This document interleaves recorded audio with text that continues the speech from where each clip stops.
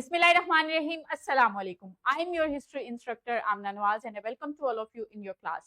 प्यारे बच्चों, आज हमने यूनिट 8 स्टार्ट करना है। यूनिट 8 का 8.1 बी लिफ्ट हमने पढ़ना है। उम्मीद करती हूँ आप सबने अपनी ब्रिजिंग एक्टिविटी कर ली होगी। Very good. Let's move towards our learning outcome. आज का लर्निंग आउटकम क्या है? हमने देखना है importance of role of river Nile in the development of ancient Egyptian civilisation.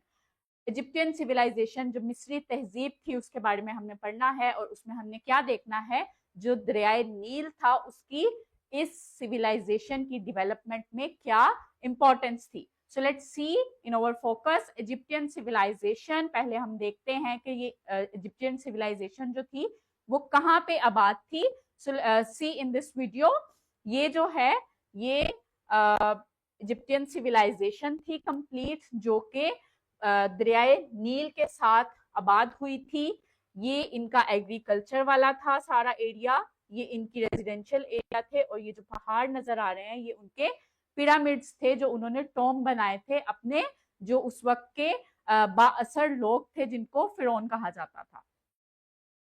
सो जो इजिप्टियन थे वो मेडिटेरियन सी के नीचे जो है दरियाए नील जो था उसके अराउंड आके आबाद हुए थे। ये लोग कहाँ से आए थे? ये लोग जो थे वो south west Asia and Africa से ये लोग आए थे, यहाँ पे मूव किए थे और दरियाए नील के अराउंड जो है इन्होंने आबाद होना शुरू कर दिया था। दरियाए नील की इंपॉर्टेंस क्या थी इनके आबाद होने में? किस तरह से एक सिविलाइजेशन जो है वो एक डेजर्ट में आबाद हो सकती है।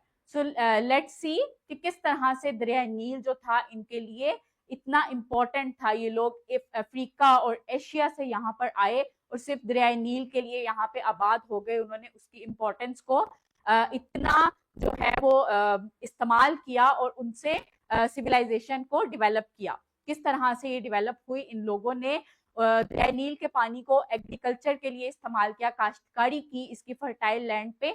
इसके अलावा पोट्री के लिए इस्तेमाल किया और खाने पीने के लिए इस्तेमाल किया।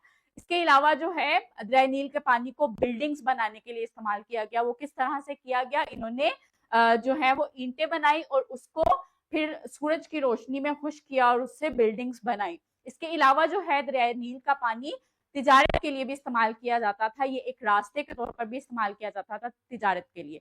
जो लास्ट वन इम्पोर्टेंस थी इन लोगों के लिए दरियाए नील की, वो क्या थी कि ये लोग उसको अपने सीजन्स के लिए भी इस्तेमाल करते थे। उन्होंने मुख्तलिफ सीजन बनाए थे, एक क्लॉक रिदम बनाया था दरियाए नील की वजह से। जब दरियाए नील में फ्लड आता था तो वो उस टाइम को एक्हेट सीजन कहते थे और जब फर्टाइल हो जाती थी लैंड और वो लोग काश्तकारी के लिए अपनी मुख्तलिफ जो चीजें गंदुम और मुख्तलिफ अनाज और सब्जियां वगैरह उगाते थे उसको वो पैरेट्स कहते थे।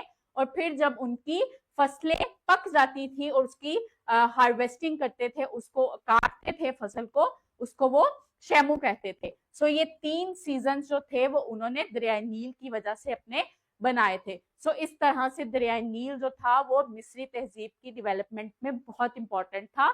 उनको एग्रीकल्चर में हेल्प करता था, उनको जो है वो तिजारत के लिए ट्रांसपोर्टेशन के लिए हेल्प करता था, पोट्री के लिए रोजमर्रा के इस्तेमाल के लिए हेल्प करता था, बिल्डिंग्स बनाने के लिए ईंटें बनाने में हेल्प करता था और उनको उनके जो पूरे साल का जो एक क्लॉक रिदम उन्होंने बनाया था उसके बनाने में भी दरियाए नील ने उनको हेल्प आउट किया था। सो प्यारे बच्चों, next one is your formative check and the last one is your formative check and thrive, जो आपने अपनी प्रैक्टिस बुक पे परफॉर्म करना है।